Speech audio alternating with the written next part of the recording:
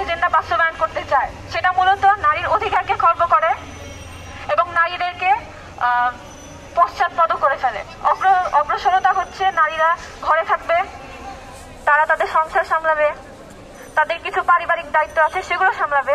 কিন্তু ফেমিনিজমে কি হয়, তারা বাইরে চাকরি বাকরি করে, তাদের বাচ্চা কাচ্চা পালন হয় কাজের বুয়ার কাছে। আমরা চাই না আমাদের বাচ্চা কাচ্চার কাজের বুয়ার কাছে পালন হোক এবং কাজের বুয়ার থেকে গালাগালি শিখুক।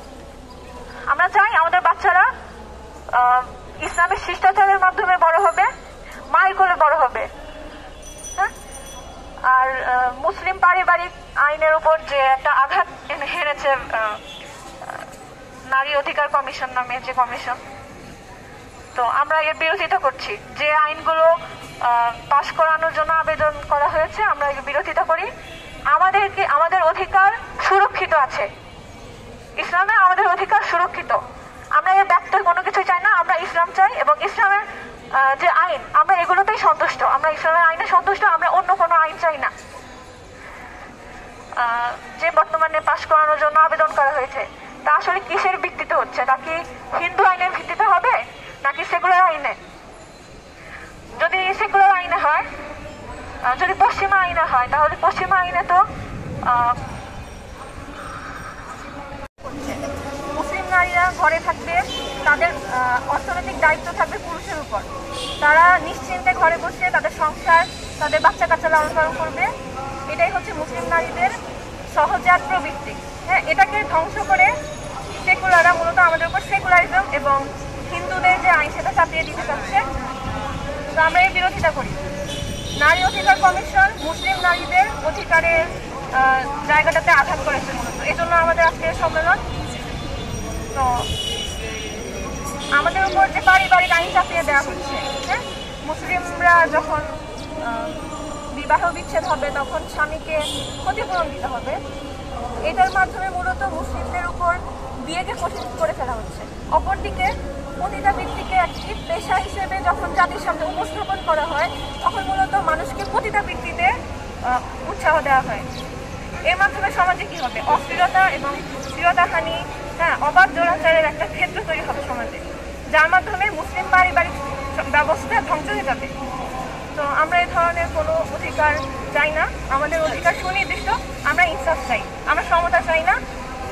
আমাদেরকে একমাত্র আমাদের ইনসাফ নিশ্চিত করতে পারে ইসলাম।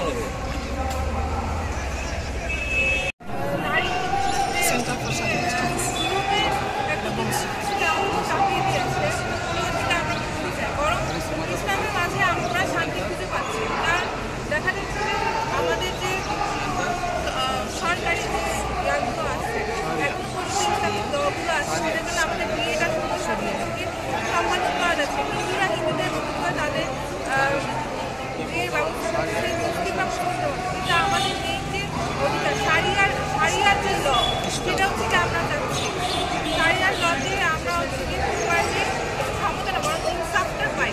মেয়েরা হচ্ছে কি তার বাবার কাছ থেকে সম্পত্তি পাচ্ছে, আবার স্বামীর কাছ থেকে তারা সম্পত্তি পায়। এটা হচ্ছে একটা ইনসাফ, এটা সমতা নয়। তারপর আমরা হচ্ছে ছেলেদের কাছ থেকেও একটা পুরুষ যারা থাকেন তারাও হচ্ছে গিয়ে সরকারিভাবে যে ইয়াগুলো আছে, এখন ওইটুকু অধিকারই যদি হচ্ছে দেওয়া হয় আমাদের মা বোনদেরকে, তাহলে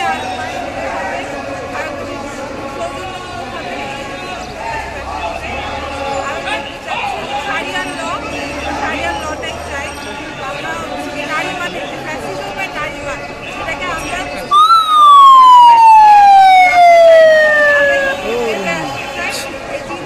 বের হয়ে এসে আমরা কোনো সারিয়ার লটাকে পূর্ণাঙ্গভাবে আমাদের জীবন ব্যবস্থায়, আমাদের রাষ্ট্রীয় কাঠামোতে আমরা চাচ্ছি।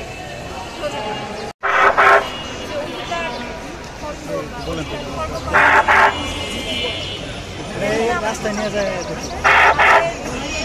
ভাই। হ্যালো,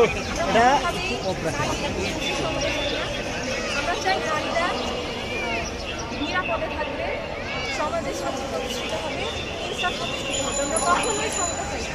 নারী এবং পুরুষ কখনোই সমান নয়। নারী এবং পুরুষের শারীরিক এবং মানসিক সক্ষমতা